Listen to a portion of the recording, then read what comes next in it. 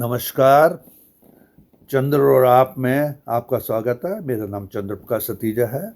हम आज आगे की बात करते हैं।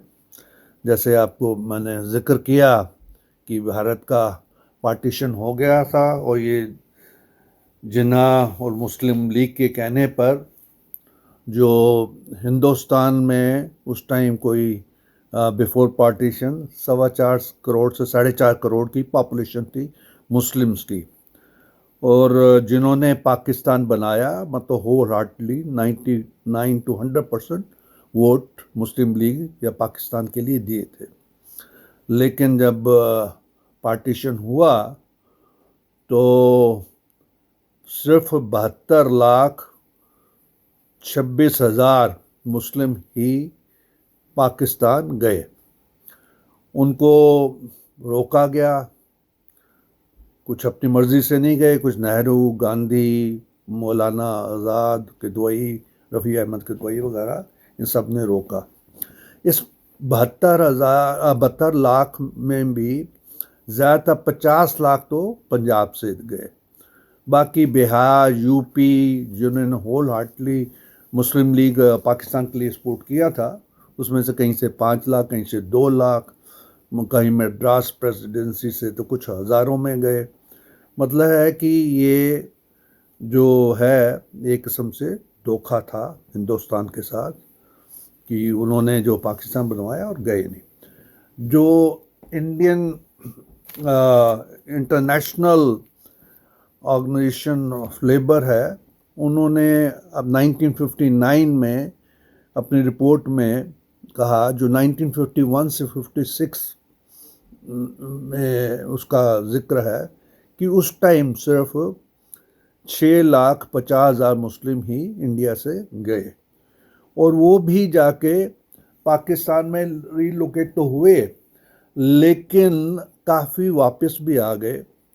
जो सिंध के अर्बन एरियाज़ में जाके बसे थे, उनको वहाँ पर मुजाहिर कहने लगा। वो यहाँ के उर्दू स्पीकिंग थे और जो वहाँ पर लोगों ने उनको एक्सेप्ट नहीं किया, मुजाहिर कहा, और उनको एक किस्म से सेकंड क्लास सिटीज़न का पाकिस्तान में खिताब मिला। तो काफ़ी लोग वापस भी आ गए मुस्लिम। लेकिन गांधी जी, नेहरू, ये तो अभी भी लगे हुए थे मुसलमानों को खुश करने को कि वो यहीं पर रहे हिंदुस्तान में। बल्कि गांधी जी ने तो एक बार जो स्पीच दी थी 25 दिसंबर को 47 में, उसके बाद वो जिन्ना से फिर मिलने पाकिस्तान जाना चाहते थे, और उनका इन्विटेशन भी जिन्ना ने उनको कहा था, ठीक है आप आइए, मुस्लिम हिंदू की यूनिटी की बात कर रहे हैं। लेकिन सारे हिंदुस्तानी, खासकर सिख और हिंदू जो वहाँ से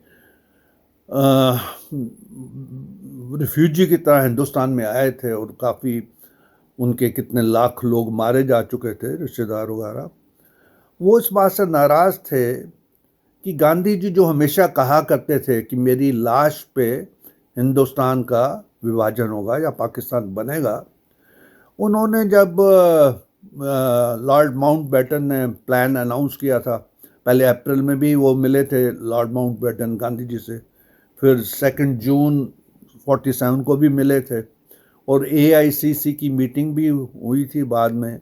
तो सब उम्मीद कर रहे थे कि गांधी जी इसका विरोध करेंगे कि पार्टीशन इंडिया का ना हो, वो अनशन व्रत रखेंगे, आमरण अनशन व्रत रखेंगे, जो पहले वो करते आए थे और कई बार किया। लेकिन गांधी जी ने ऐसा कुछ भी नहीं कहा।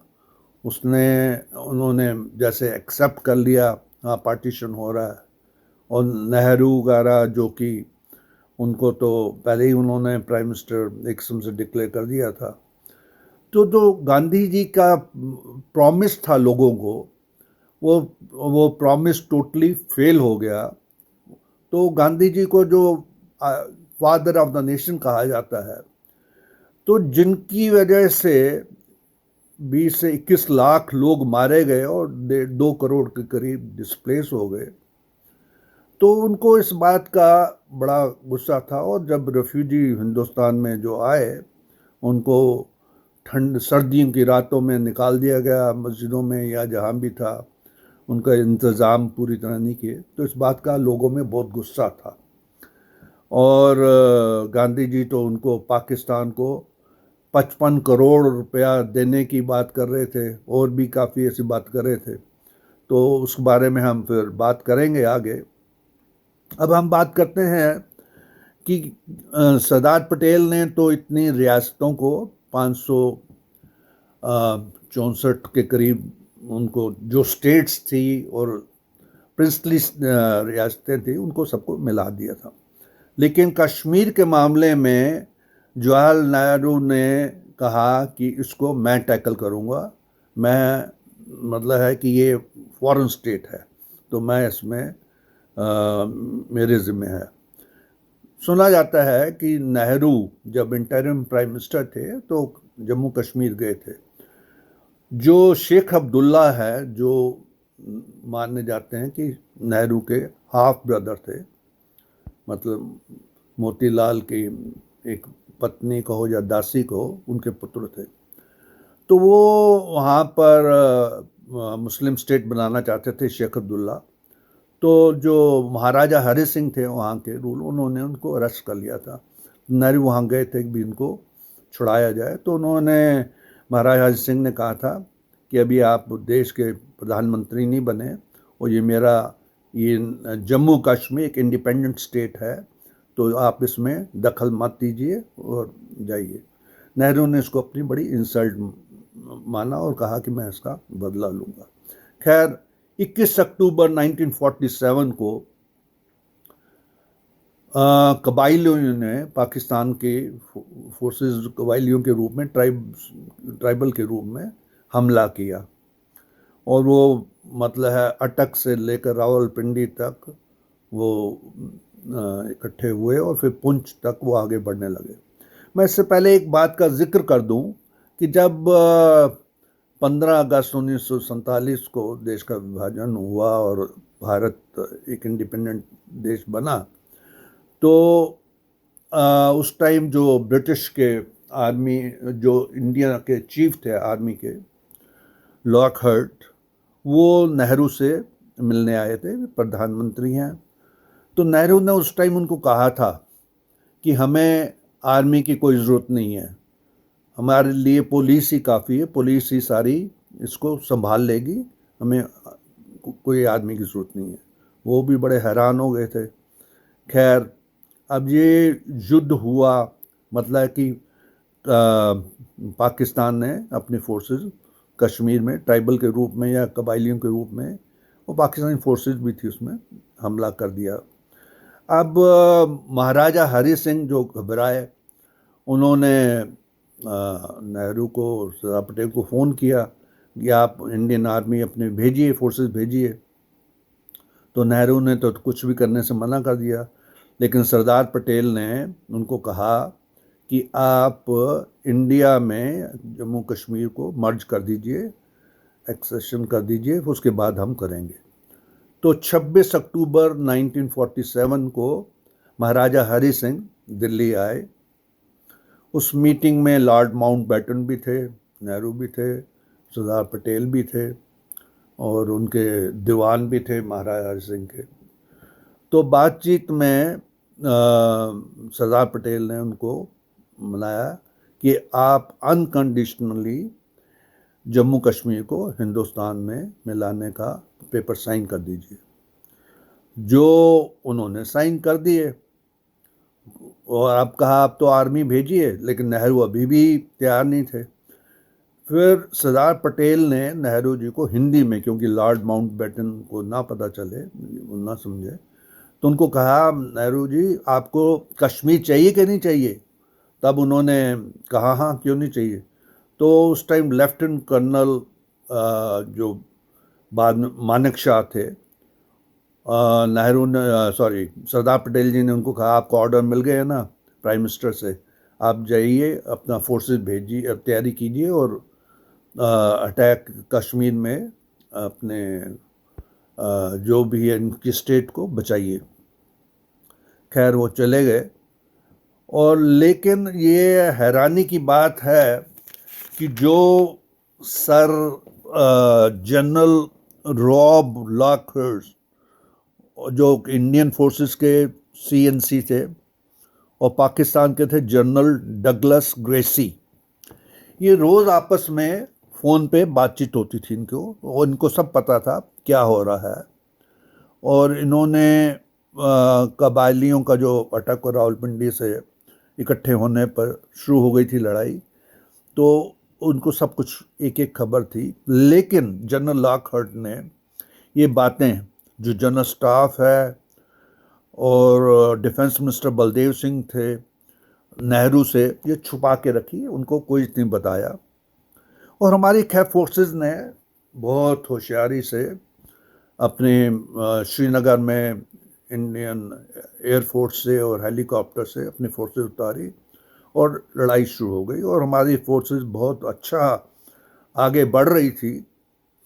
लेकिन ये अंग्रेज़ों का खेल था, और जिसके यहाँ लॉर्ड माउंटबेटन इंचार्ज थे। ये देखिए, मैं इसमें जिक्र कर दूं कि पाकिस्तान ने, जब से पाकिस्तान बना 14 अगस्त 47 से, तो खुद जिना गवर्नर जनरल बन गए थे। लेकिन यहाँ पर लॉर्ड माउंटबेटन को नेहरू ने, ताकि वो एडवीना के साथ रहें, तो उनको यहाँ पर रहने के लिए बना लिया था, और वो गवर्नर जनरल बन गए थे। तो हमारी फोर्सेस बहुत बढ़िया कर रही थी काम, और अपना काफ़ी एरिया जीत लिए थे। और पूरा 55% ऑफ द जम्मू कश्मीर का एरिया हमारी फोर्सेस ने कब्ज़ा कर लिया था, और बाकी भी कब्ज़ा कर लेती। लेकिन माउंटबेटन ने अपना खेल खेला, और जब वो गिलगिट की तरफ, जो गिलगिट है, बाल्टिस्तान है, और आगे जो भी एरिया थे, वहाँ पर जब हमारी फोर्सेस आगे बढ़ने लगी, तो एक तो सीक्रेट मैसेज शेख अब्दुल्ला का भी नेहरू को आया कि भाई, ये कश्मीरी स्पीकिंग एरिया है, वो तो हमारे कब्ज़े में आ गए हैं, तो आगे का हमें नहीं चाहिए। मतलब है कि मेरे लिए यहीं तक काफ़ी है। बाकी जो एरिया है, मुजफ्फराबाद वगैरह या गिलगिट बाल्टिस्तान और जो भी एरिया हैं, वो हमें उसकी ज़रूरत नहीं है, कि वहाँ उसकी रिट नहीं चलती शेख अब्दुल्ला की, उनकी तो कश्मीरी स्पीकिंग एरियाज़ में चलती है। और यही बात लॉर्ड माउंटबेटन भी चाहते थे। ये तो बाद में पता चला। एक इकबाल सिंह मल्होत्रा है, उन्होंने बुक लिखी हुई है, dark secrets, politics, intrigue and proxy war, और उस इन कश्मीर, मतलब उसमें लिखा हुआ है कि ब्रिटेन के 4 स्टेशन थे, मॉनिटरिंग स्टेशन थे गिलगिट में, क्योंकि उस time Soviet union nuclear bomb explode करने की वो कर रहा था, तैयारी कर रहा था। तो अमेरिका ने इंग्लैंड को तो मना कर दिया, आप मत करो, लेकिन मॉनिटरिंग भाई हम आपकी रक्षा करेंगे न्यूक्लियर उससे। तो मॉनिटरिंग स्टेशन बनाए हुए थे, जो कि वहाँ पर जो भी हलचल ज़मीन के नीचे होती है या न्यूक्लियर एक्सप्लोजन होगा, तो उसका जो भी है वो मॉनिटर कर रहे थे। तो ये बात मतलब है कि नेहरू वगैरह से पहले तो छुपाई गई। जब हमारी फोर्सेस आगे बढ़ना शुरू हुई, और ये बात कुलदीप नैयर, जो कि एक बहुत बड़े पत्रकार थे, उन्होंने कई बुक्स लिखी हुई हैं, तो उन्होंने मेजर जनरल जो कुलवंत सिंह थे, उनसे भी बात की थी। तो उन्होंने कहा कि हमारी फोर्सेस तो पूरी तरह एडवांस करी थी, और वो पूरा का पूरा जो कब्ज़ा किया था पाकिस्तान ने जिन एरिया पे, उस पर एडवांस करी थी और ले लेती। लेकिन इन्होंने रुकवा दिया, माउंटबेटन ने प्रेशर डालकर इन पे, नेहरू पे, और उनको कहा कि आप UNO चले जाइए। अरे भाई, जब हमारी फोर्सेस जीत रही हैं तो हमें यूएन जाने की क्या ज़रूरत है। लेकिन है कि नेहरू तो उनको तो एडवीना जैसे घुमाती थी या माउंटबेटन जैसे घुमाते थे, वो उस तरह से मान लेते थे। तो 1 जनवरी 48 को नेहरू इस मामले को, कश्मीर के मसले को यूएन सिक्योरिटी काउंसिल में ले जाते हैं और यूएन सिक्योरिटी काउंसिल ने एक रेजोल्यूशन पास किया, रेजोल्यूशन 47 ऑन 21 अप्रैल 1948। और मैं दोनों फोर्सेस, दोनों कंट्रीज को कहा कि आप अपनी फोर्सेस वहाँ से रिड्यूस कीजिए, कम कीजिए, और ये मतलब है कि इसका फैसला हम करेंगे। तो इन्होंने प्लेबिसाइट के लिए भी कहा कि प्लेबिसाइट वहाँ के लोगों का, मेजॉरिटी का जो डिसीजन हो वो माना जाए।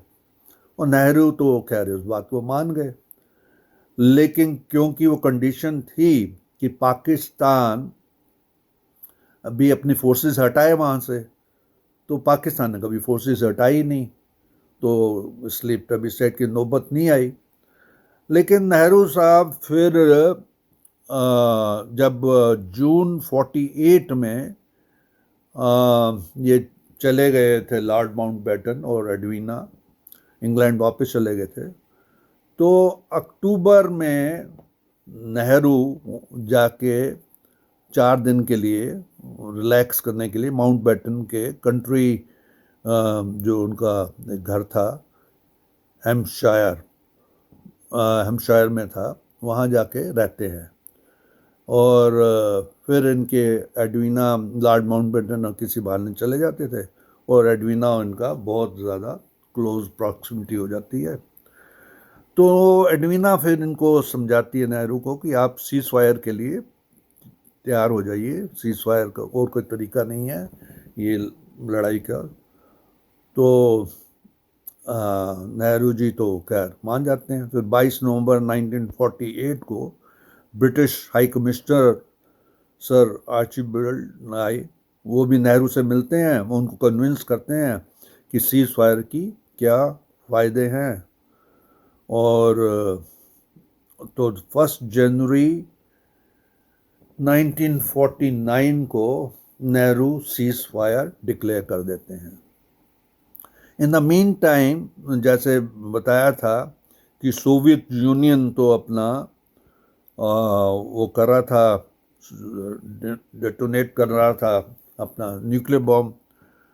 तो 29 अगस्त को सोवियत यूनियन ने अपना न्यूक्लियर बॉम्ब डेटोनेट किया, जिसकी खबर उस टाइम इनको भी लग गई, इंग्लैंड को भी, अमेरिका को भी। तो अमेरिका ने भी अपना किया। अब देखिए कि नेहरू को क्या कहा जाए, वो अपने लव फेयर के लिए या जो भी है, इतने उनके इन्फ्लुएंस में थे एडवीना और लॉर्ड माउंटबेटन के, कि उनको अपनी कंट्री के इंटरेस्ट की कोई परवाह नहीं थी, और जैसे वो कहते थे वैसे ही वो मान जाते थे। और इसका फ़ायदा चाइना ने भी उठाया, और सोवियत यूनियन, हम समझते थे कि सोवियत यूनियन सिर्फ हमारा हिंदुस्तान का दोस्त है, लेकिन तिब्बत लेने के लिए और सारा जो बाद में 62 में लड़ाई भी हुई, उसमें चाइना ने नेहरू से एक पंचशील समझौते पे भी साइन करवा लिए थे। और जो अक्साई चिन्ह है, अक्साई चिन्ह और उसके आसपास यूरेनियम रिच एरिया था, गोल्ड वगैरह रिच एरिया था, वो सारा का सारा चाइना ने उस पर कब्जा कर लिया। और ये स्टालिन जो थे उस टाइम रूलर सोवियत यूनियन में, उन्होंने चाइना की पूरी मदद की। तो इस तरह से बाकी बात हम बाद में करेंगे। तो ये मतलब है कि देश के इंटरेस्ट के बारे में नेहरू ने कभी भी नहीं सोचा, और जो भी उनके अपने लव अफेयर्स थे या उनकी जो एम्बिशंस थी, या अपने वर्ल्ड में अपने आप को लीडर में वो करना चाहते थे कि मैं वर्ल्ड लीडर हूँ।